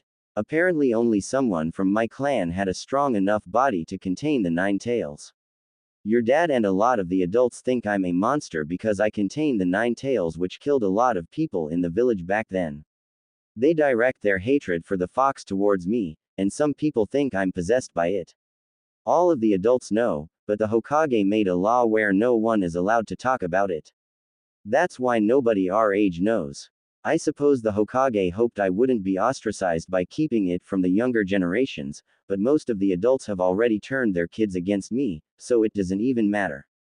I already know I'm going to regret telling you about it, but I figure your dad was probably going to tell you soon anyways. I'd rather just get this crap over with now. I don't expect you to like me or for us to be friends. If anything, I expect you to be afraid of me and keep your distance like everyone else does. That's fine, but for the foreseeable future, we have to work together. With that said, I'll do my best to make it as painless for you as possible so long as you cooperate as my teammate, Naruto answered with blunt and dismissive honesty. Ino stepped back almost fearfully as her mouth went agape and her eyes widened to the size of coins. Why, you have that demon fox inside of you? That's impossible. So that's what it was. Yeah, and for the record, that's the main reason the Hokage and the village elders keep close tabs on me. You see, Jinchuriki are usually seen as potential weapons to their respective villages. Most people don't know that though. They just think I'm a ticking time bomb who will turn into the Kyuubi one day or that it lives in my skin or something. Obviously, he doesn't have any control over me, but my body does contain him. My mother was the former Jinchuriki of the Kyuubi in case you're curious, and that's why I was chosen. One of the Uzumaki clan's duties was to contain the Kyuubi's power. Are you satisfied now? Sometimes it's better not asking questions to things you don't really want the answers to, Naruto stated coldly. His emotional walls were all the way up and he braced himself for the predictable worst reaction imaginable. To his confusion, Ino didn't scream or run away. She looked shaken beyond belief and extremely wary of him now, but she stood her ground as she stared in silence. I don't believe it. That's why my father told me to stay away from you. Because you're a living seal containing that evil demon fox. And your mother was a Jinchuriki too. Ino uttered as she shook her head. Naruto nodded as he kept a stone-faced stare on her. Yeah, and I'm not going to bother telling you to keep it a secret. Go ahead and tell everyone. I'm already an outcast, so I don't really care if the other people our age start resenting me too. Now that I've answered your questions, I'm outta here. He then walked past her with as much stoicism and apathy as he could muster. It obviously pained him having to tell someone his own age the truth about the Kyuubi, and he could feel a whirlwind of emotion swirling in his head at the thought of drawing worse contempt from the other genin. They already didn't like me, so it's probably for the best. I don't think Sasuke will take it badly though. At least I hope he doesn't. He's the closest thing to a friend I have right now, besides you, Kurama. Naruto thought a bit sadly. PFF'd, I'm the only friend you need around here. These people are fickle and shallow. Let them fear us, who cares? That Fu girl and Nanabe can be your friends after we get them from Taki. We don't need these people. It's what I keep telling you. I hope this finally wakes you up to reality, the Kyuubi scoffed. Wait. Ino called out as she turned around. Naruto closed his eyes and took a deep breath before turning around. He braced himself for whatever horrible thing Ino was probably about to say as he solidified his stoic demeanor even further. That's it? Ino asked somewhat emotionally as her expression seemed to radiate distress. What else is there to say? I'm a living weapon and your dad is right to be afraid of me, he responded blankly. Ino scoffed at him. What do you mean by that? You aren't upset about this. I mean, I can't even imagine how horrible that must be for you. I had no idea you carried such a terrible burden. Naruto gave her a disbelieving look as his stoic demeanor cracked slightly. Huh. So, you just see yourself as some kind of sacrifice or weapon then? Geez, no wonder you started acting weird a few years ago. How long have you known this? Since back in the academy when I started acting differently, Naruto answered calmly. Ino looked down as she visibly began to shake. My dad hates you for something like that. It's not your fault the Yondaime sealed the Kyuubi inside of you, right? So that's why you're so gloomy and serious all the time now. I never would have imagined something like this. No wonder you don't have any friends. I think your dad is just concerned about your safety. He doesn't really understand it. I don't expect you to either, but I'll say this much. I'll die before you die, and if it makes you feel any better, I'll even tell your dad that myself, so he'll calm down. All I'm expecting from you and Hinata is professional tolerance. When we get promoted to Chunin, you never have to deal with me again. I'm probably going to try out for Anbu once this team crap inevitably falls apart anyways. I think I would do better in that front away from normal people, Naruto stated emotionlessly. Naruto, Ino looked like she was struggling to find something to say. To his absolute disbelief, she then began to start crying as she clenched her fist and looked up at him angrily. Here it comes, he thought knowingly as he didn't react. She then slapped him as hard as she could across the face, which only caused his head to jerk. His body remained completely motionless as he took the hit without reacting.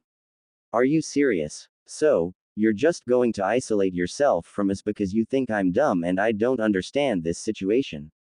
Why are you being so cold right now? You don't feel sad or lonely. You really think I'm that shallow and that I don't feel bad for you? She shouted emotionally as tears streamed down her face. He felt his resolve waver slightly as a bit of emotion crept onto his face.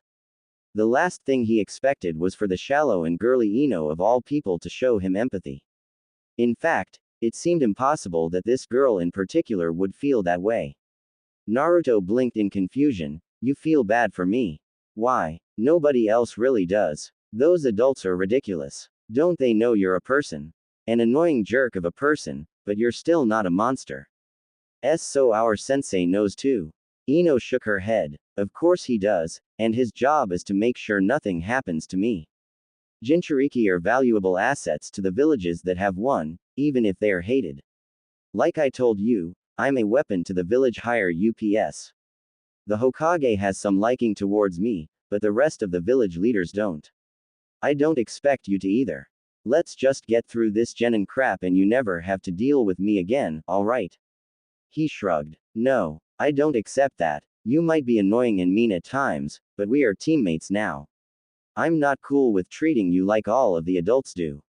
That's crazy. I'm honestly offended that you think I'm not willing to be your teammate.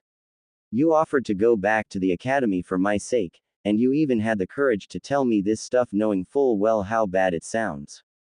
If anything, I actually kind of respect you for it. I had no idea you carried such a terrible burden, and I feel bad for all those times I laughed at you.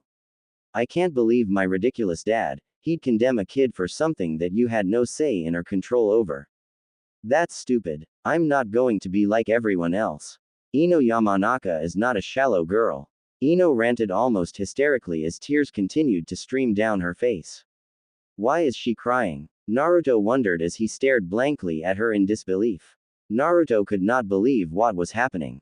Ino wasn't rejecting him like he expected her to. If anything, she seemed moved by this whole conversation. She was one of the last people ever expected to accept him being a Jinchuriki.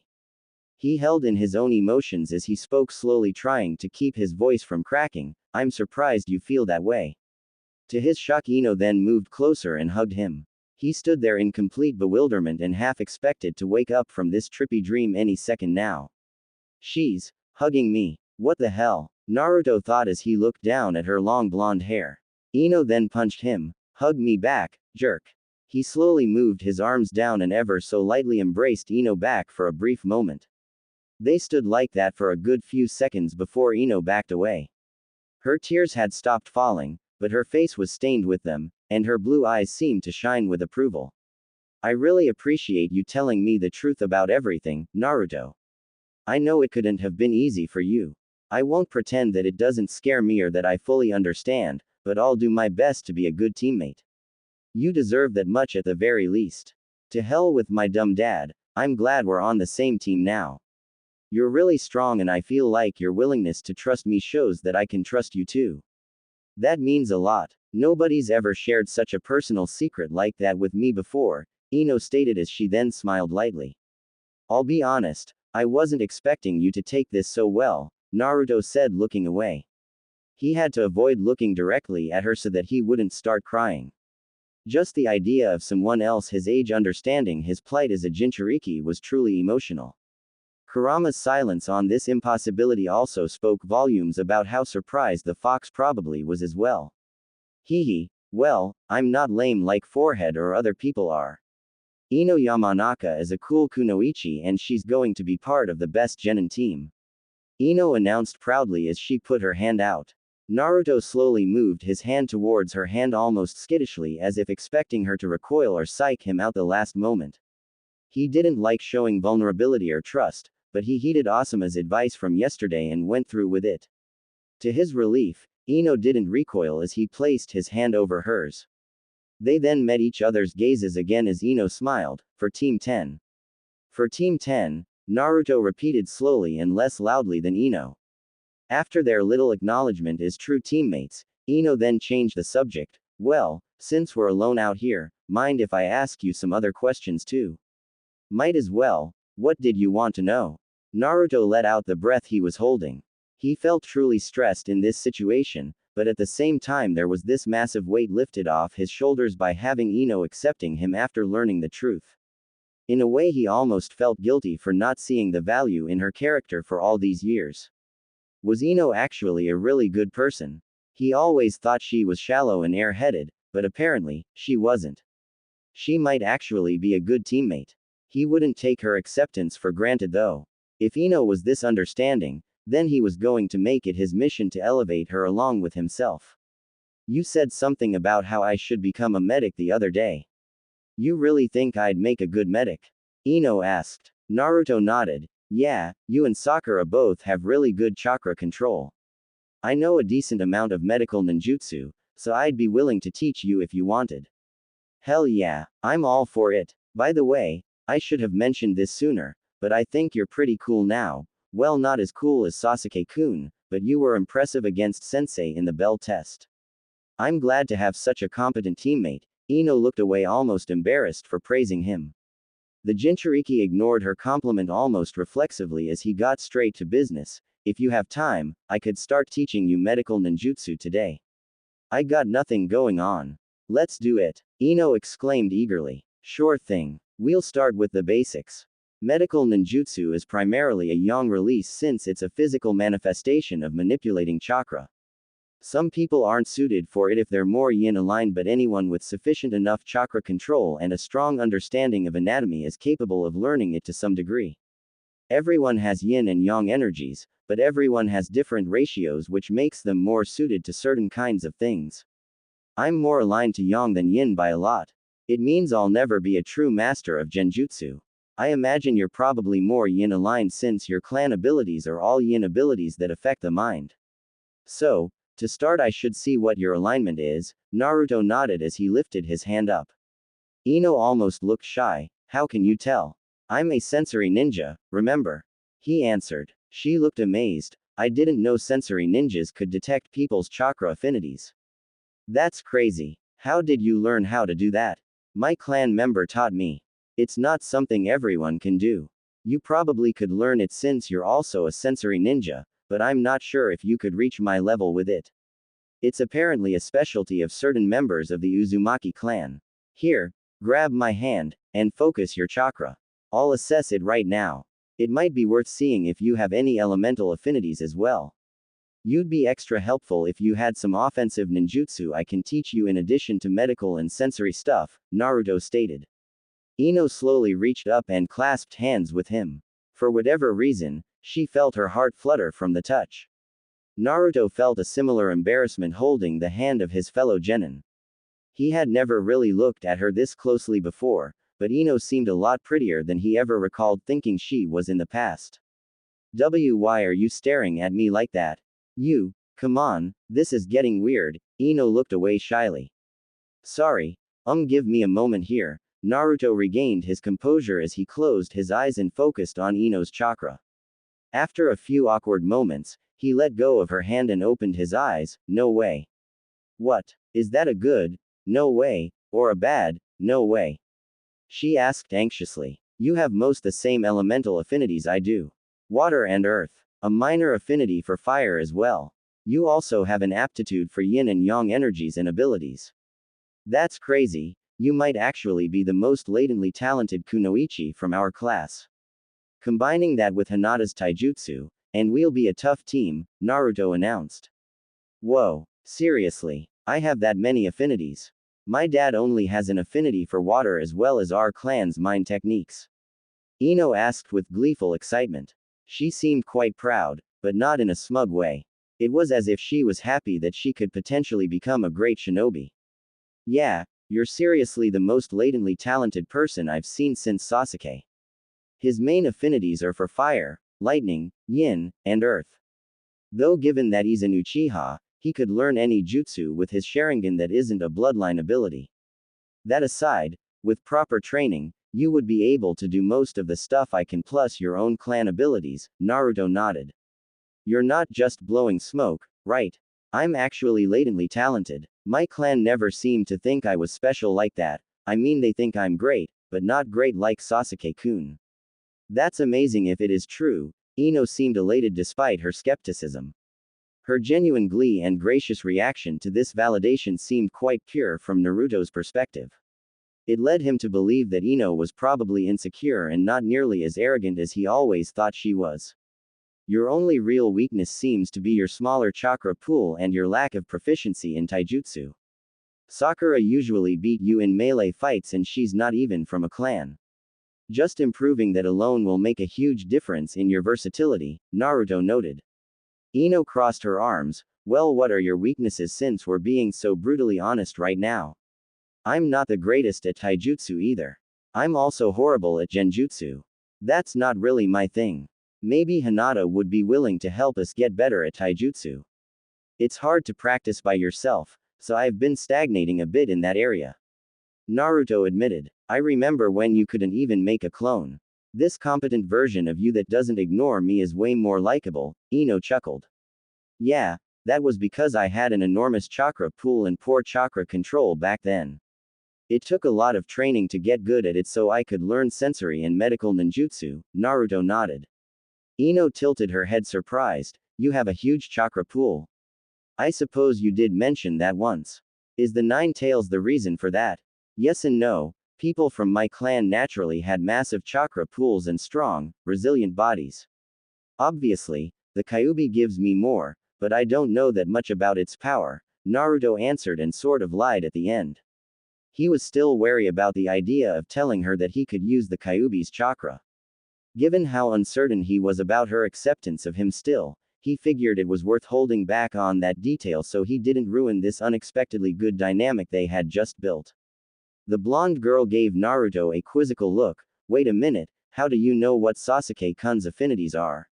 I was so excited by all of this, that it almost slipped my mind when you mentioned it earlier. Sasuke and I are, sort of friends, I guess. I trained with him all day yesterday after we finished our mission to rescue that stupid cat, Naruto noted. Ino's eyes widened in disbelief. Why you trained with Sasuke-kun? I thought you two hated each other. He considers you his friend. Not exactly, but we have a mutual respect now. I'm not sure if that'll last once he finds out about me being a Jinchuriki, but I don't imagine he's the type of person to misunderstand my situation. He's a lot of things, but he's not shallow or fickle. Naruto shrugged. Oh really? And you thought I would be? I swear I'm still mad about that. Also, for the record, I'm not going to tell anyone about that Jinchuriki stuff you told me. It'll be our shared secret, Ino sassed. You're not going to tell anyone? Naruto asked surprised. Ino nodded. Yep, and in exchange, you're going to train me in all this ninjutsu stuff so that we can be the best genin team in Konoha.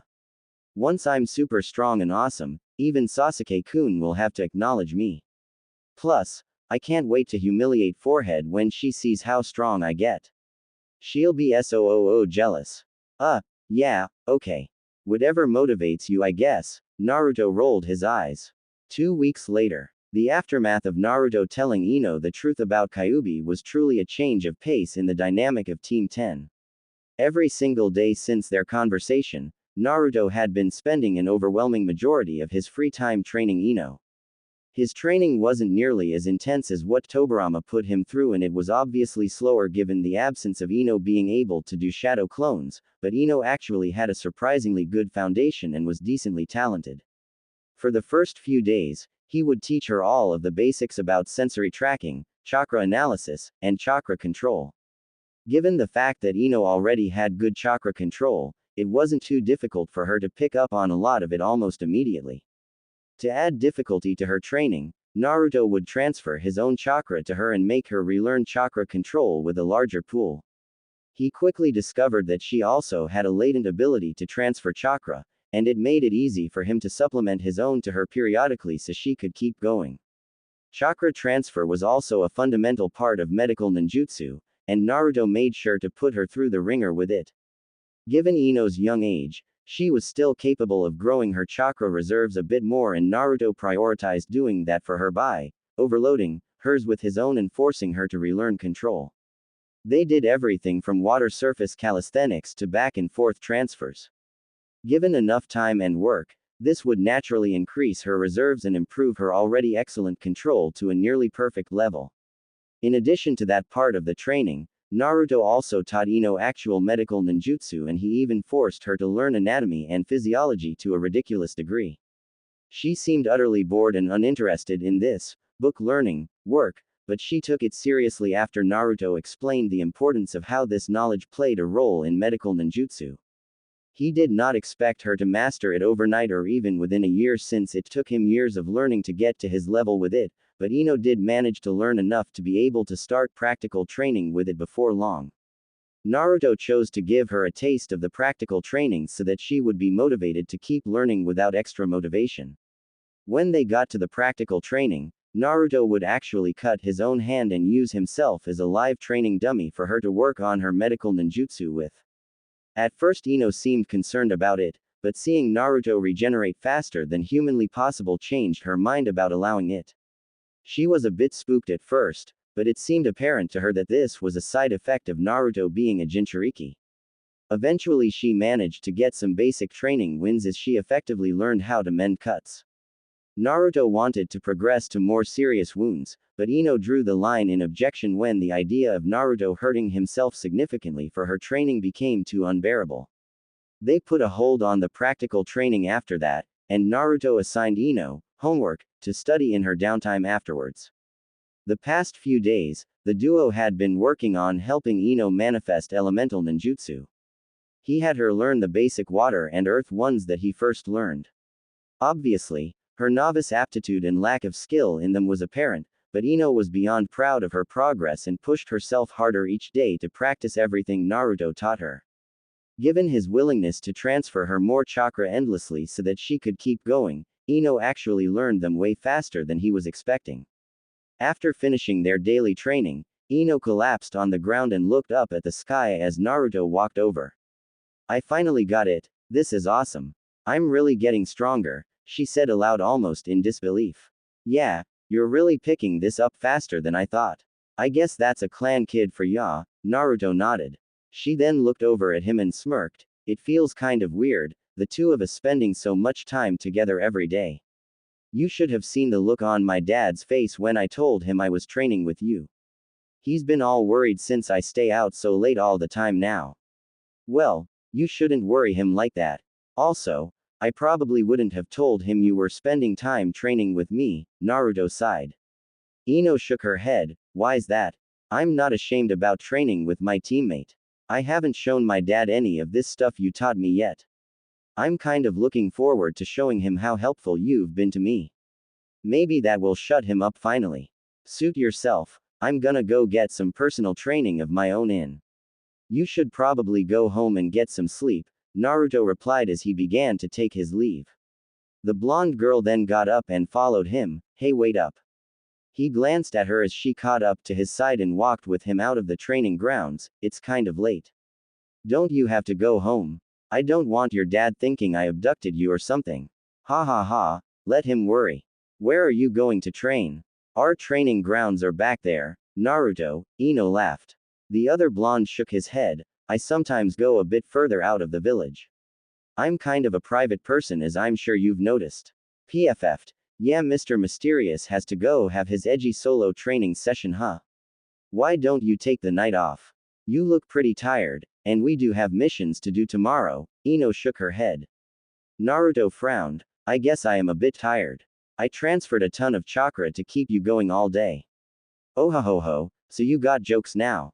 I never asked you to do that, but you just insisted on helping me. Don't go blaming me over your boneheaded decision. I was fine on my own, I'll have you know. I'm not some damsel, Ino countered. Yeah, that's why you kept collapsing.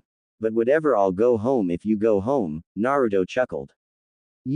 What time is it?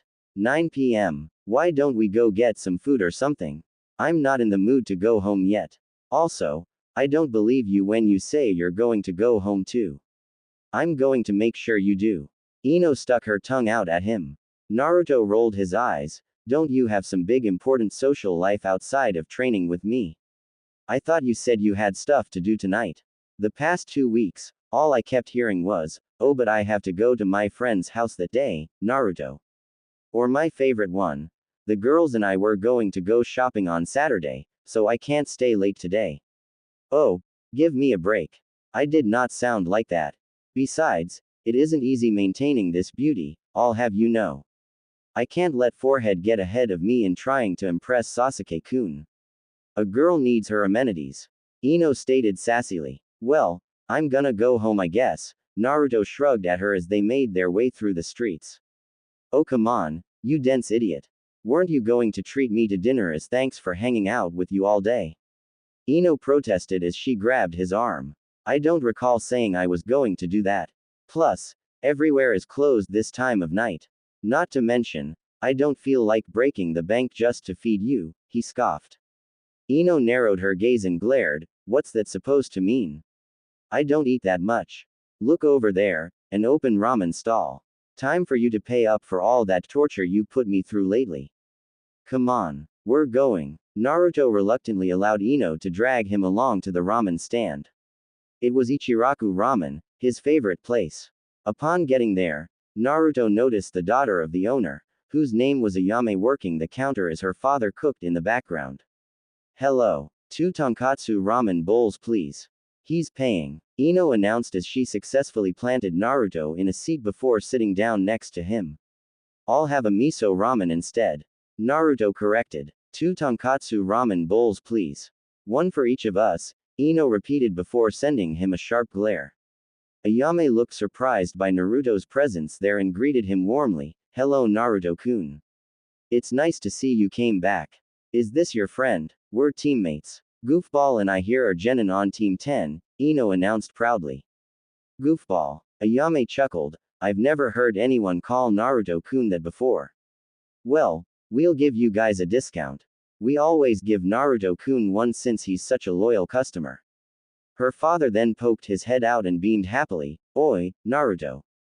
Haven't seen you in a week or so. You getting the usual miso ramen? We're getting tonkatsu ramens please, Ino insisted once again. Naruto sighed. I guess I'll go with her recommendation and get something different. Good to see you guys still open, Ichiraku-san. The man focused his attention on Ino briefly. I don't recall seeing you before, young lady. Are you a friend of our top customer? Ino then glanced at Naruto and started laughing. I didn't realize you were a regular here. If I knew you got discounts at this place, I'd have made you take me here weeks ago. She's his Genin teammate, Dad, Ayame added some context. The man nodded in approval. Such a lucky boy, being a team with a beautiful young girl like that. Don't worry kids, I'll make you the best tonkatsu ramen I've ever made before in celebration of your new team. The man then went back to cooking and seemed to be in a good mood after his interaction with them. Ino then leaned over and whispered to Naruto, these people really like you, kind of weird. Just how much money have you spent at this place? More than I'd care to admit. I try not to eat here every day, but usually I come by 5 times a week. I burn a lot of energy training, and the calories are good for me. It's been about a week though, and they usually get concerned if I don't show up periodically, he shrugged.